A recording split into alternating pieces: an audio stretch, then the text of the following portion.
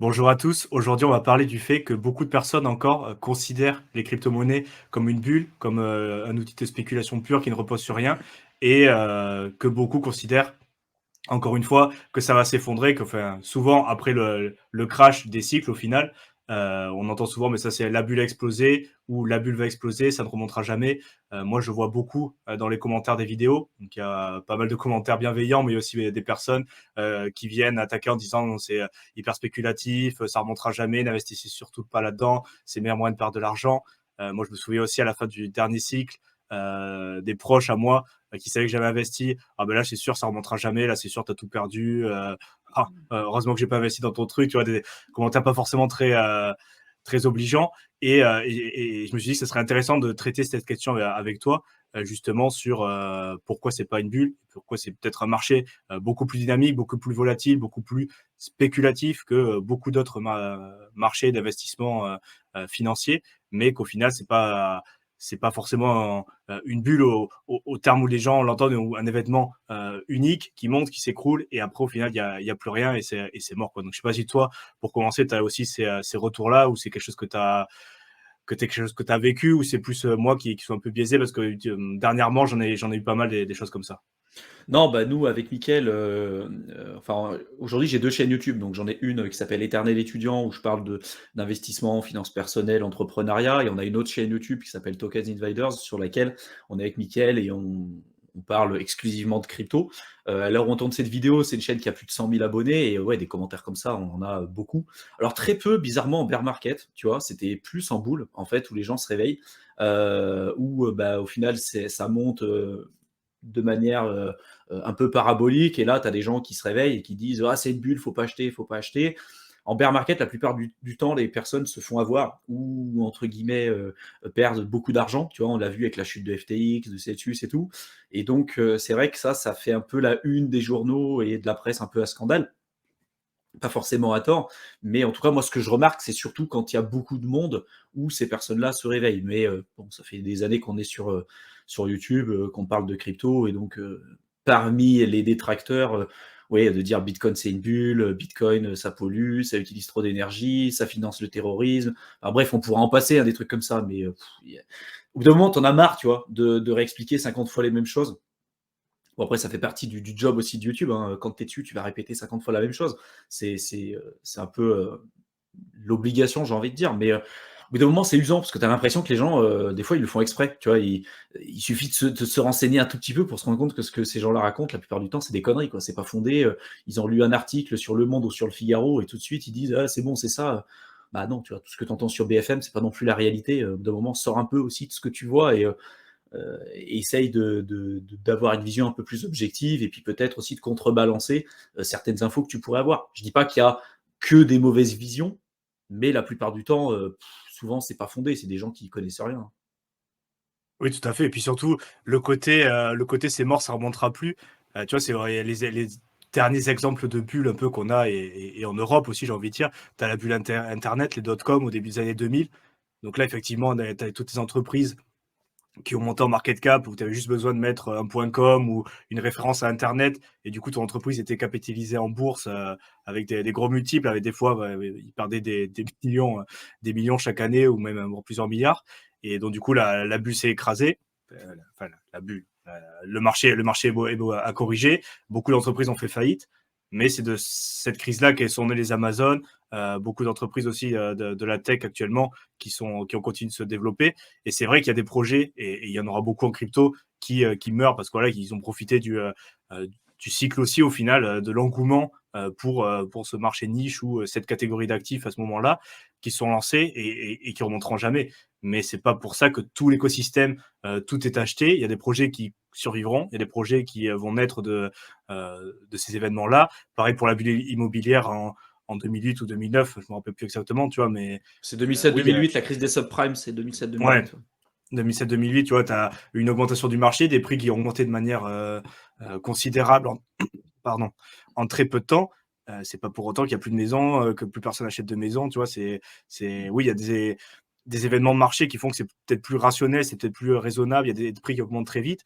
Ça peut être considéré comme une bulle, mais c'est pas pour ça que les gens ont arrêté d'investir dans l'immobilier, bien au contraire, tu vois. Je sais pas si toi, tu as d'autres exemples aussi. Non, ben, après, ce qu'il faut comprendre, c'est que la plupart des gens qui vont te dire le Bitcoin, par exemple, c'est la tulipomanie, c'est la tulipomanie des temps modernes. Faut savoir que la tulipomanie, donc c'est un événement qui a eu lieu, je crois que c'était en 1636 jusqu'à 1637. C'était aux Pays-Bas. Et en fait, c'est des personnes qui spéculaient donc sur les bulbes de tulipes, si bien qu'à un moment donné, les bulbes de tulipes pouvaient atteindre des sommes astronomiques. On pouvait s'acheter des maisons, ça pouvait représenter plusieurs années de salaire avec juste un bulbe de tulipe. Sauf qu'au final, les gens, ce qui détenaient, c'était pas un actif, c'était bien évidemment une tulipe, un bulbe de tulipe, donc ça n'avait aucune valeur. Et quand la bulle, pour le coup, a explosé, là, on n'a jamais récupéré le précédent plus haut. Il y a beaucoup de gens qui disent le Bitcoin, c'est la tulipomanie des temps modernes. Sauf que, tu vois, j'ai envie de dire, c'est clairement de la désinformation pure et dure, parce que le Bitcoin, oui, il y a eu des bulles. À un certain moment, quand on est sur une période relativement avancée sur le bull market, on est clairement en bulle parce que tout le monde veut acheter, tout le monde veut s'en procurer, tout le monde pense que le cours va monter le plus haut possible. Mais le Bitcoin a déjà corrigé plusieurs fois. Le premier cycle, il a corrigé de 92%. Il est passé de $30 à $2. Le second cycle, il est passé de 1100 ou $1,200. Il est descendu jusqu'à, je sais plus, je crois que c'était à peu près $200. Après, on est remonté à 20 000. On est redescendu à peu près $3 000. Enfin, je sais plus combien c'était. C'était $3 000, un truc comme ça. Après, on est remonté à 68 000. Là, on a recorrigé. Donc, en fait, la différence que tu as avec la tulipomanie et le Bitcoin, c'est que la tulipomanie ou des véhicules comme ça qui sont que spéculatifs, c'est-à-dire qu'il n'y a aucun fondement, c'est que spéculatif, il n'y a vraiment aucune valeur derrière. En général, ça fait un pic et ça remonte jamais. C'est terminé, c'est mort. C'est-à-dire que les gens, ils sont plus prêts après à racheter ça. En fait, ils se sont fait avoir. Pour le cas du Bitcoin, on a eu des cycles, mais on en a déjà eu plusieurs. Donc, ça n'a rien à voir. Tu peux dire que c'est spéculatif à un moment donné, que la crypto, beaucoup de gens sont là pour gagner de l'argent, ce qui est la réalité aussi. C'est pas sans risque. Est-ce que c'est un système parfait? Absolument pas. Mais pour moi, c'est complètement un peu se moquer des gens de dire que c'est la même chose qu'avec la bulle des tulipes. En fait, quand tu dis ça, ça fait que prouver que tu n'as fait aucun travail là-dessus, que tu n'as fait aucune recherche et que tu ne sais absolument pas comment ça fonctionne, selon moi. Tu vois. Et du coup, c'est vrai que c'est un peu usant d'expliquer aux gens ah non, c'est pas ça, parce que la bulle des tulipes, voilà, il y a eu un cycle, ça s'est cassé la figure. Et puis après, si tu regardes le Bitcoin, il y a eu plusieurs cycles. Ça, c'est quand même synonyme quand même d'une adoption, d'une démocratisation de ce nouvel écosystème, etc. Mais bon, voilà. Après, est-ce que ça veut dire que on n'aura pas un crash dans les prochaines années ou que le Bitcoin sera forcément là dans les prochaines années? On n'a aucune vision sur ça. On n'est pas capable de prévoir l'avenir. Néanmoins, pour l'instant, en tout cas, tous les éléments prouvent que c'est tout sauf la bulle des tulipes en réalité. Donc bon, après, je pense que toi, tu as Ouais, d'autres éléments là-dessus. Mais... Ouais, après, puis c'est l'écosystème en général. Au final, ils ont tendance à généraliser tout l'écosystème, le Bitcoin, les crypto-monnaies en général. Effectivement, là où on pourrait peut-être faire le parallèle, c'est sur les projets shitcoin, comme tu l'as dit, qui reposent sur vraiment rien, où c'est juste la hype du moment. Et c'est exactement ce que tu as écrit, ça monte d'un coup. Il y a beaucoup d'engouement. Les gens FOMO se disent, ah, c'est la nouvelle pépite, j'achète. Mais là, effectivement, il y a aucun fondement. C'est juste même un scam token directement, ou alors juste un même token. Mais bon, c'est pas un des quelques rares qui a réussi. Et du coup, effectivement, une fois que l'engouement est passé, ça retombe à zéro. Et les gens, ils passent au prochain truc. Et du coup, ça remontera jamais. Mais mettre tout l'écosystème, tous les coins, tous les tokens dans le même panier, là, bon, comme tu l'as dit, c'est une grosse erreur. Et c'est franchement. Mais comme tu dis, la majorité des cryptos sont comme ça. C'est-à-dire que la majorité des cryptos, comme tu dis, c'est des pump and dump. Quoi. C'est aujourd'hui, enfin, la dernière fois que j'ai retourné une vidéo, je regardais sur CoinMarketCap, on était à plus de 22 000 cryptos référencés. Parmi toutes celles qui ont fait faillite ou qui ont été des rug pools qui remonteront jamais, etc. Depuis le début, à mon avis, il y a eu plusieurs centaines de milliers de cryptos qui ont été créés et qui sont même plus listés sur ces sites comme CoinMarketCap ou CoinGecko, mais sur les 22 000 cryptos, forcément, l'écrasante majorité de ces projets ne servent à rien, sont présents juste à un unique but spéculatif, il n'y a aucun fondement derrière. Donc je peux comprendre ce raisonnement de tulipomanie, mais comme tu l'as dit, ça c'est mettre tout son raisonnement pour tout l'écosystème, c'est une erreur parce que tu en as certains qui te prouvent, pour le cas par exemple de Bitcoin, pour le cas par exemple de l'Ether, où ça fait maintenant plusieurs cycles qui sont là, où on commence à voir un certain recul et on se rend compte que c'est quelque chose de totalement différent. Après, encore une fois, est-ce que ça veut dire qu'il n'y a pas de spéculation? Non, il y a encore une spéculation importante. Est-ce qu'il y a une garantie de réussite? Absolument pas. Est-ce que c'est sans risque? Absolument pas. Est-ce qu'il y a des opportunités de gagner de l'argent? Oui. Par contre, il ne faut pas faire les choses n'importe comment, mais il faut faire la part des choses. En fait, des gens, j'ai l'impression, je sais pas comment toi tu le ressens, mais j'ai l'impression que les gens aujourd'hui, ils ont du mal à faire la distinction ils ont un raisonnement trop cartésien, tu vois, c'est genre c'est bien, c'est mal. Tu sais, c'est jamais en mode entre les deux. Et tu te rends compte que dans la vie, la vérité absolue, elle n'existe pas, elle est que circonstancielle. Donc tout ce qu'on fait dans l'investissement, dans n'importe quoi. Si je te dis demain une femme a tué son mari, tu vas dire ah c'est dégueulasse, faut qu'elle aille en prison et tout. Si je te dis cette femme elle a tué son mari parce que son mari agressait ses enfants et puis ça faisait 20 ans qu'elle lui faisait subir des sévices, etc. Tu verras peut-être les choses différemment. Et je pense que dans la crypto c'est un peu pareil, tu vois, genre il y a oui des problèmes dans la crypto, il y en a énormément, il n'y a pas de régulation, des plateformes centralisées qui partent avec les caisses, des gros fiascos comme FTX et Celsius, c'est une honte pour l'écosystème. Mais derrière, est-ce que pour autant ça enlève les valeurs qui sont proposées et qui sont mises en avant par l'écosystème crypto? Je suis pas convaincu de ça non plus. Donc, je pense qu'à un moment donné, il faut arriver à faire la part des choses et de se dire, il y a des choses bien, il y a des choses pas bien, comment on peut essayer d'avancer dans la bonne direction et éviter de mettre toutes les choses dans le même panier parce que, encore une fois, c'est bien plus complexe que ce que vous pourrez lire sur un article un peu à sensation sur des journalistes qui souvent font clairement pas leur boulot, quoi. Ouais, très clairement. Et puis surtout, les arguments qui vont avec, c'est une bulle, c'est hyper spéculatif. Parce que c'est un commentaire aussi que j'ai reçu, c'est pour ça que ça m'a donné envie de faire cette vidéo. C'est de l'argent facile, mettez pas votre argent là-dessus, vous êtes sûr de vous faire arnaquer. Du coup, bon, c'est aucun fondement, mais du coup, ces personnes-là, je me demande ce qu'ils font à côté aussi, tu vois, pour dans quoi ils investissent. Est-ce qu'ils investissent ou alors est-ce qu'ils font rien, tu vois, est-ce qu'ils gardent juste leur argent à la banque ou même est-ce qu'ils ont même peut-être pas d'argent d'économie sur leur compte en banque. Et c'est vrai que du coup, dans le monde dans lequel on vit, comme tu as dit, c'est de plus en plus complexe, c'est aussi de plus en plus volatile. Il n'y a pas que la crypto, j'ai l'impression, tu vois, on peut de moins en moins anticiper le futur, on peut de moins en moins se dire que programmer un petit peu dans le futur aussi, se dire bah, je vais faire ça, il va se passer ça, donc Mm. peut-être c'est de plus en plus incertain.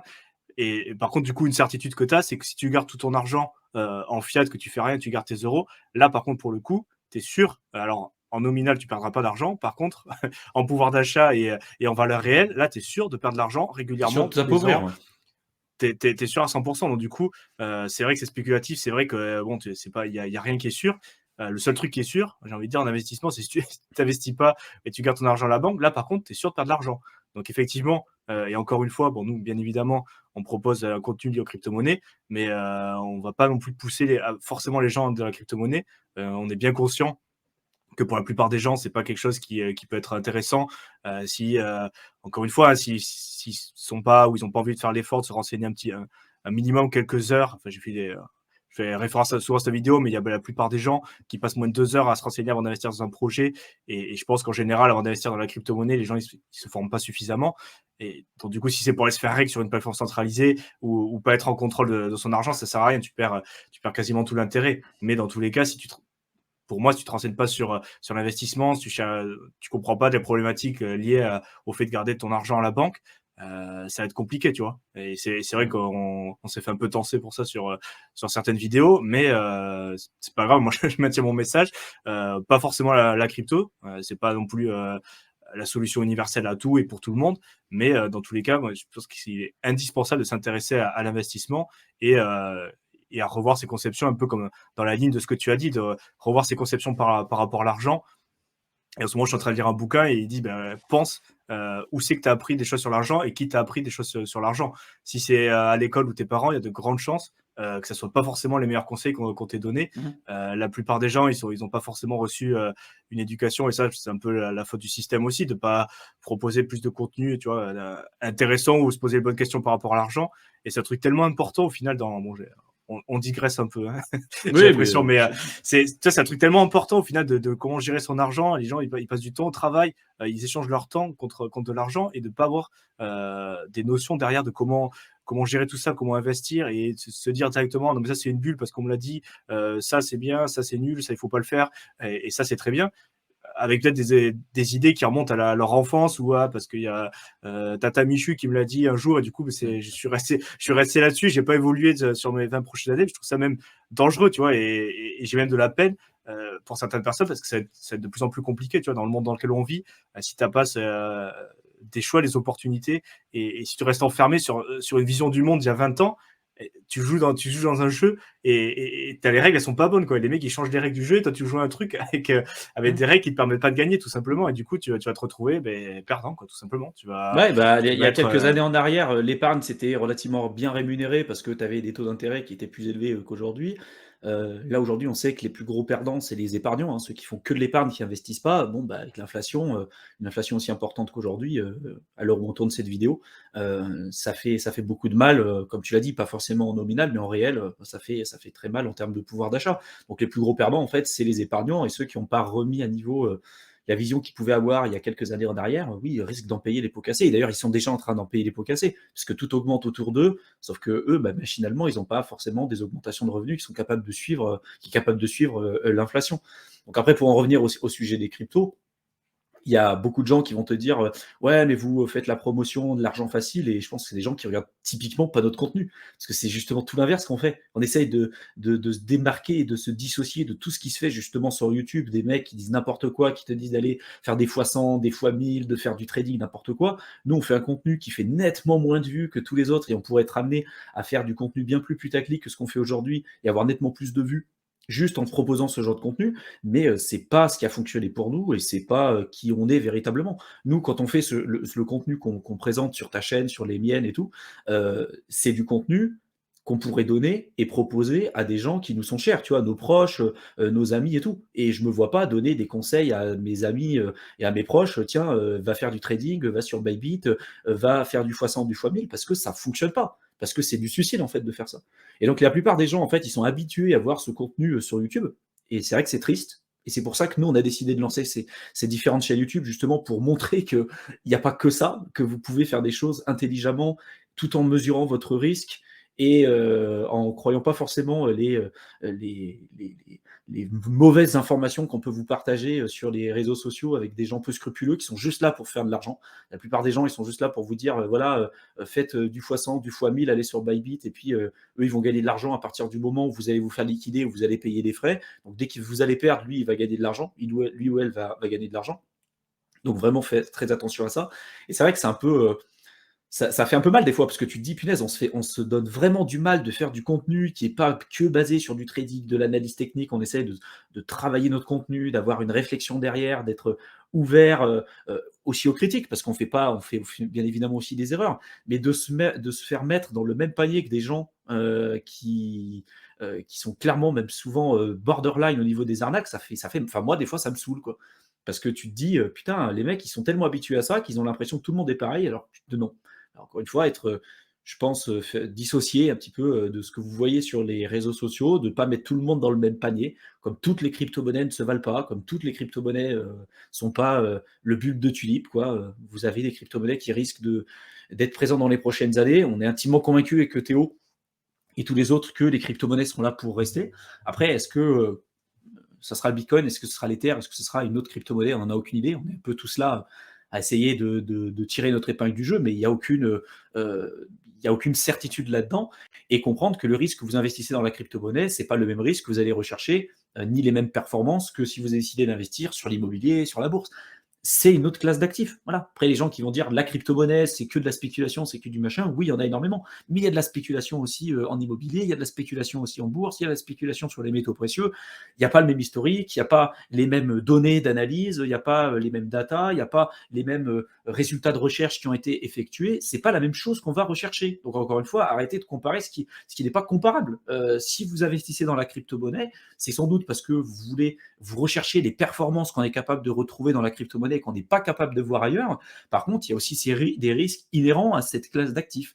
Et ces risques, c'est la volatilité, les hacks, la barrière d'entrée qui est importante, les problématiques liées à la gestion personnelle de ses fonds, les personnes peu scrupuleuses sur YouTube qui vont vous dire tout et n'importe quoi. Donc, il faut voir aussi ce qu'il y a derrière. Il n'y a rien qui est simple. Il n'y a aucune garantie là-dedans. Donc, vraiment, faites vraiment très attention à ça.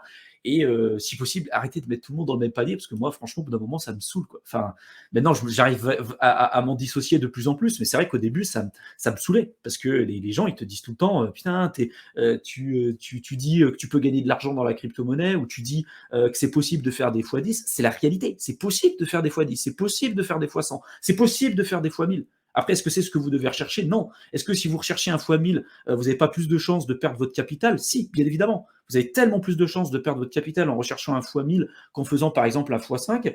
Mais un fois 5, c'est déjà extraordinaire d'arriver à le faire sur la crypto-monnaie en 1 an et demi, 2 ans. C'est possible. Euh, Après, est-ce que vous êtes capable de gérer votre risque en faisant ça? Oui, j'en suis convaincu. Mais voilà, faire un x5 sur une crypto-monnaie en 1 an et demi, 2 ans, c'est possible en contrôlant votre risque.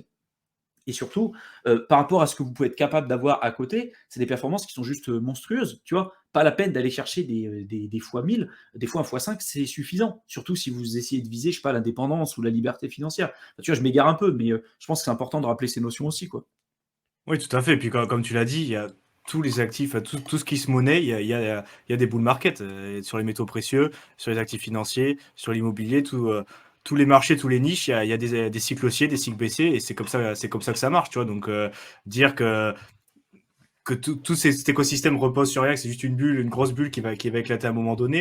Et il faut pas oublier non plus que bon, il y a les crypto-monnaies d'un côté, mais ce qui sous-tend tout cet écosystème, c'est la blockchain. Donc il y a aussi une technologie derrière, au même titre qu'Internet, toutes les communications, les cycles qu'il y a eu autour de ces technologies-là. La blockchain, alors c'est beaucoup la crypto-monnaie, mais c'est pas que la crypto-monnaie non plus. Il y a plein d'utilités, plein de cas d'usage, plein de choses qui sont encore à découvrir. Et c'est donc moi, je me dis, c'est un peu comme dans les années 2000, les mecs, ils disent, bon, l'Internet, c'est bon, il y a plein d'entreprises qui sont pété la gueule, il y en a, c'était carrément des scams. Et du coup, c'est un écosystème qui est mort, ça sert plus à rien Internet, faut pas investir dans ça, c'est une saloperie. Tu vois, 20 Ouais. ans, 23 ans plus tard, regarde où on en est. Et là, c'est pareil, tu vois, la blockchain, on sait, bon, c'est aussi une technologie qui est là pour durer, on ne sait pas quels seront peut-être les coins, les usages qui seront associés, mais c'est sûr que ça continuera d'exister. Comme tu l'as dit, est-ce que ça sera Bitcoin, ça sera Ether, est-ce que ça sera une autre crypto-monnaie? On peut pas le prédire non plus, on peut pas être sûr à 100%. Voilà, c'est vrai qu'il y a des risques, c'est vrai qu'il y a tout ce que tu veux, mais dans tous les cas, moi je suis persuadé à 100% que c'est là pour rester, que ça aura des utilités. Alors en bien ou en mal, bon, ça on pourra en discuter, mais voilà, continuez d'être curieux, continuez d'essayer de faire la part des choses, et surtout, voilà, si vous êtes sûr à 100% d'un truc, peut-être essayer d'aller gratter un peu derrière pour voir euh, si c'est vraiment le cas. Et en général, moi, ce que je me rends compte, c'est jamais aussi simple. Tu t'imagines, c'est simple, et quand tu creuses un peu, c'est toujours, ah ouais, non, parce qu'il y a des cas particuliers, il y a ça, et tu regardes les arguments, au fait, tu dis, bon, en fait, il n'y a rien qui est simple. Il n'y a rien qui est Non. donné tout cru, il n'y a rien qui est si simple que ça. Si, Et au si tu final, considères que c'est simple, si tu considères que c'est simple, c'est que souvent, bah, t'as pas toutes les infos en fait.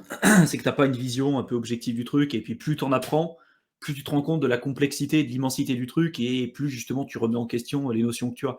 Juste une petite parenthèse pour ce que tu as dit, les gens qui disent, un peu comme ce que tu viens de faire, ce qui est important, c'est la technologie blockchain. Moi, je ne suis pas forcément d'accord là-dessus, parce que la blockchain, c'est quoi? C'est juste un moyen de stocker de l'information, de stocker des données. Si on utilise le côté blockchain, justement, c'est pour avoir le côté résistance à la censure. Et attention au double discours des gens qui vont vous dire ce qui est important, c'est la technologie blockchain, c'est pas le Bitcoin, parce qu'ils vont vous dire moi, j'ai une blockchain qui est super et tout, qui n'est pas tout simplement le Bitcoin, parce que ça les intéresse pas, mais en fait, qui va pas être résistant à la censure, qui va pas être décentralisé, qui va pas avoir tous ces trucs-là. Donc en fait, c'est juste une base de données. Aujourd'hui, la blockchain, on l'utilise pour avoir ce côté résistance à la censure, parce que c'est un moyen médiocre pour stocker de la donnée. Aujourd'hui, on a des moyens bien plus sophistiqués pour avoir des transactions plus faibles, pour stocker de l'information de manière bien plus simple, beaucoup plus rapide, avec des frais plus faibles, etc. Tout ce que vous voulez. Donc si on utilise aujourd'hui le concept de blockchain, en tout cas pour le cas par exemple de Bitcoin, c'est justement pour avoir ce côté résistance à la censure. Donc attention aux gens qui vont vous dire, je dis pas que c'était ce que tu as voulu dire, mais ouais, c'est un attention, très bon il y a des gens qui vont vous dire attention, la blockchain, nous, ce qui est important, c'est la technologie blockchain. Par contre, Bitcoin, on n'aime pas trop parce que ça pollue l'environnement. Nous, regardez, on a une super blockchain. Par contre, elle est opaque, elle n'est pas décentralisée, elle n'est pas résistante à la censure. Et voilà. Donc, en fait, c'est de la merde. En fait, on s'en fout. Toutes les valeurs qui sont poussées par la crypto, justement, c'est ça. Donc, attention. Voilà. La blockchain n'a rien de révolutionnaire. D'ailleurs, ça existait même avant le Bitcoin, ce concept-là. Et ça a été démocratisé avec Bitcoin pour permettre d'avoir un consensus auprès de différents acteurs qui ne se connaissaient pas. Comment on fait pour arriver à un consensus et éliminer les acteurs malicieux et pernicieux dans un écosystème où personne ne se connaît, et dans une plateforme de confiance dans laquelle on est capable aujourd'hui de recevoir, stocker et envoyer de la valeur. Donc ça, c'était justement la grande découverte de Bitcoin. Et ce qui a fait sa notoriété, c'est justement parce qu'il y a le Bitcoin, il y a cette valeur monétaire au sein de cet écosystème. Si tu enlèves le Bitcoin, bah, tu te retrouves avec une coquille vide, et donc ça n'a rien de révolutionnaire. Tout à fait. Et donc, du coup, là, c'est un très bon exemple, ce qui vient de se passer, de justement ce qu'on est en train de dire, prendre les idées reçues comme ça. C'est vrai que moi, quand je parle de blockchain sur cette chaîne, et je pense qu'en général, c'est plus voilà, le côté résistance à la censure, décentralisation, pas de barrière à l'entrée, pas de possibilité de freeze de contrôle, donc toutes les blockchains centralisées, avec des private keys, bon, des master keys, tout ce que tu veux. Mais c'est vrai que du coup, pour vraiment se faire comprendre et vraiment expliquer en profondeur, du coup, on est obligé quasiment de définir tous les termes, de dire que dans notre bouche, quand on entend blockchain, ça veut dire ça, quand on entend Ouais. Bitcoin, ça veut dire ça, quand on veut dire investissement, ça veut dire ça. Et c'est vrai, du coup, il y a toujours un compromis entre faire des formats hyper lourds où on est obligé de s'exprimer sur tout, expliquer ce que ça veut dire tel mot dans nos bouches, ce qu'on entend par là, les concepts et tout. Et c'est vrai, du coup, il y a aussi un compromis à faire entre passer 3 heures pour bien expliquer une notion Ah, c'est clair. et, et rentrer dans le détail et nous on serait prêt à le faire, tu vois, à rentrer encore plus dans le détail et c'est ce qu'on fait mais ça bloque un peu parce que du coup il faut quand même essayer de résumer un petit peu et c'est toujours un entre-deux parce que c'est vrai que beaucoup les gens ils ont pas et on le voit sur les vidéos, tu vois, quand on fait des vidéos de plus d'une heure et demie, 2 heures, les gens souvent ils ont pas suffisamment de temps ou ça les intéresse pas suffisamment pour rester et écouter les tenants et les aboutissants pendant 2 heures de deux mecs qui parlent, tu vois, de crypto. Ah, il faut Pour le donner coup, les c'est vrai. informations rapides et tout, mais c'est vrai que nous, on n'est pas là. Enfin, on essaie de faire des vidéos qui sont à la fois longues, synthétisées et tout, et sous forme de discussion aussi. Mais il y a toujours un équilibre, comme tu dis, à avoir entre tu veux donner l'information. Moi, je pense qu'en 8 minutes, tu peux pas tout dire. Enfin, ça me semble compliqué. Puis j'aime pas ce genre de format. Et je préfère mieux prendre le temps de parler ensemble et tout. Et on sait que sur YouTube, ce qui fonctionne, c'est du format court où tu fais des zooms, tu fais des flashs, tu fais ah, voilà, boum boum, ça explose partout. Moi, j'aime pas ce contenu. Je trouve que ça, en tout cas, ça me parle pas, ça me convient pas. Je peux comprendre que pour d'autres personnes, ça fonctionne bien, mais l'attention des gens, aujourd'hui, on se rend compte qu'elle est très limitée. Tu vois, sur YouTube avec TikTok, Les shorts. les shorts YouTube et tout, c'est terrible. Les gens, ils ont plus aucune attention. Donc nous, on va continuer de faire des vidéos comme ça parce qu'on aime bien ce genre de contenu et puis je pense que c'est comme ça qu'on apporte aussi plus de valeur. Mais d'ailleurs, ils pourront nous dire dans les commentaires, hein, ceux qui regardent la vidéo, ce qu'ils préfèrent comme contenu. Hein. Est-ce que vous préférez des contenus, par exemple, de 5 minutes ou est-ce que vous préférez des contenus comme ça, sous forme d'échange? La plupart des temps, nous, ce qu'ils préfèrent, c'est des contenus relativement longs qui ne sont pas forcément tu vois, prévus à l'avance parce que ça fait vrai et il y a des tu vois, il y a des vrais échanges pour le coup, ça fait pas travailler et tout et on a trop l'habitude de ça en fait sur YouTube quoi. Ouais, tout à fait. C'est pour ça qu'on continuera de proposer ce format. Je pense qu'on va arrêter là parce que du coup, vous avez compris, on a bien digressé par rapport au sujet initial des bulles, mais du coup, c'est pour voir un peu tout ce qui sous-tend et pas mal de lignes de pensée aussi qu'on a pu développer plus ou moins bien, plus ou moins en profondeur. Donc, mais comme l'a dit Thibaut, n'hésitez pas à nous faire un retour, si possible constructif, dans les commentaires, si ça vous a plu ou non, et comment on pourrait améliorer aussi si vous avez des idées par rapport à ces formats-là. N'hésitez pas à vous abonner à la chaîne. Je vous mets dans la description de la vidéo comme d'habitude, le lien vers la chaîne de Thibaut, Éternel étudiant. Donc, il parle aussi de sujets annexes à tout ce qu'on peut traiter sur cette chaîne, donc investissement, finances personnelles et entrepreneuriat. N'hésitez pas à aller jeter un coup d'œil. Et je vous mets aussi le lien vers mon guide gratuit pour ceux qui veulent commencer avec les bases, pas forcément très développées encore une fois, mais pour commencer à avoir des connaissances vraies dans l'écosystème. Et n'hésitez pas à le télécharger. Et donc, pour notre part, on vous laisse et on vous retrouve dans un prochain échange, prochaine vidéo. Salut à tous.